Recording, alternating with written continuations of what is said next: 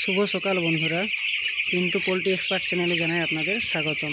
আজ আমার ফার্মে 9 দিন বয়স হলো মুরগির কন্ডিশন যথেষ্ট ঠিক আছে। আপনাদের দেখানোর চেষ্টা করব আমি আমার ফার্মের মুরগির কন্ডিশন। দেখুন, ফার্মের প্রতিটা ব্রিডিং বা প্রতিটা খাটালের মুরগি ফিড ইনটেক, ওয়াটার ইনটেক, এখন তো এত খারাপ ওয়েদারও ফিড ইনটেক, ওয়াটার ইনটেক করছি এবং তাতে কোনো অসুবিধা নেই। এবং 9 দিন বয়সে যে আমার ফার্মে খুব একটা খারাপ রেজাল্ট বা খুব একটা খারাপ পারফরমেন্স সেসব কিছুই না। আমি ক্যালকুলেশন বা অ্যাভারেজ ওয়েট করে দেখি সপ্তাহে 2 দিন বা 3 দিন করে যে আমার এফসিআর ঠিক আছে।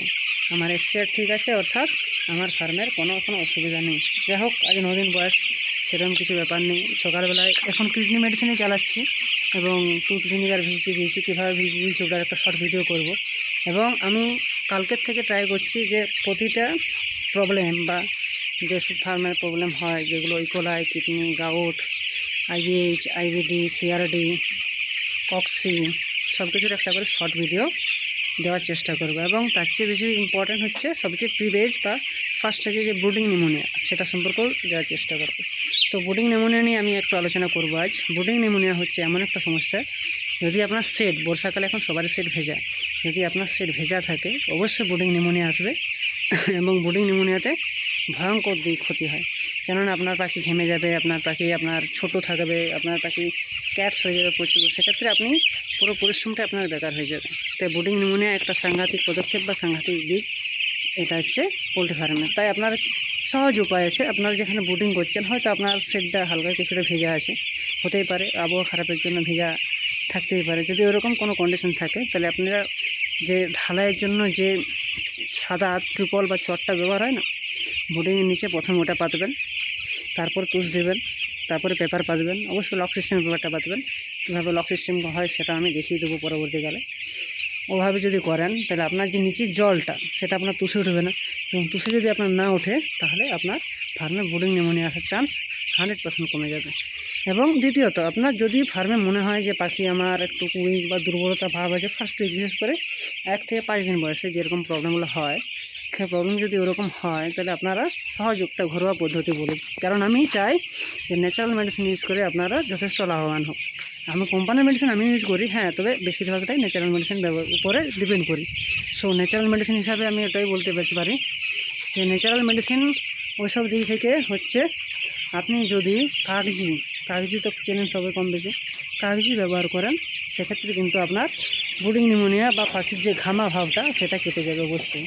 হ্যাঁ, তবে সেটা একটা নির্দিষ্ট পরিমাণে। আপনি যদি 100 জল লাগান, ধরুন আপনার ফার্মে যে পাখি আছে সে এখন 100 জল খাবে, তো সে যদি 100 জল খায়, সে 100 জলে আপনি 5টা বা 10টা কাগজি দেবেন। যদি বেশ অতিমাত্রিক ঘেমে যায় বা পাখির অনেকটা শুকনো দেখায়, কিন্তু যদি কম ঘামে বা অত শুকনো না দেখে, সেক্ষেত্রে 5টা কাগজি ব্যবহার করুন। 100 লিটার জলে 5টা কাগজি, তবে অবশ্যই সবসময় শোধন দিয়ে।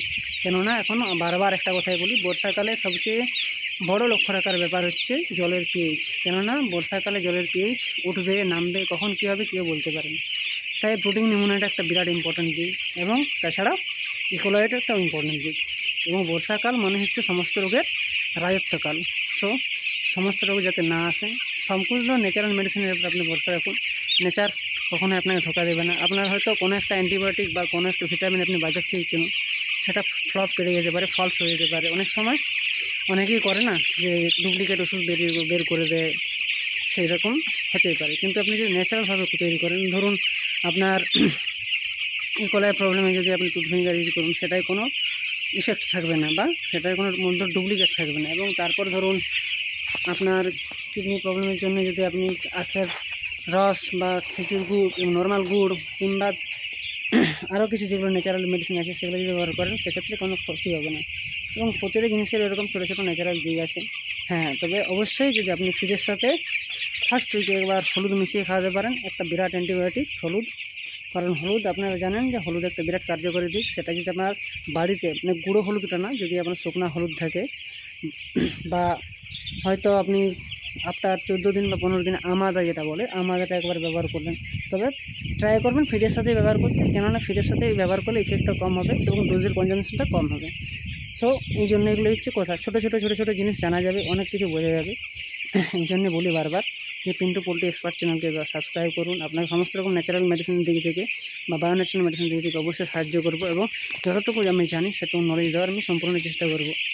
যাই হোক, প্রতিটা দাদা, ভাই, বন্ধু বা আমার চেয়ে যারা সিনিয়র যারা আছেন, কাকু, কাকিমা, জেঠিমা, যারা এই ভিডিওটা দেখছেন, তারা একটু দয়া করে রিকোয়েস্ট করছি হাত জোর করে যে দয়া করে একটু শেয়ার করে দেবেন। এবং পাশাপাশি যদি আপনারা পোল্ট্রি ফার্মের খামারি হন, তাহলে অবশ্যই আপনারা দেখুন, উপকৃত পাবেন। এবং ছোটদের ভালোবাসা এবং বড়দের শ্রদ্ধা ও প্রণাম জানিয়ে আমি আমার 9 দিনের মর্নিং ব্লগ শেষ করলাম। নমস্কার।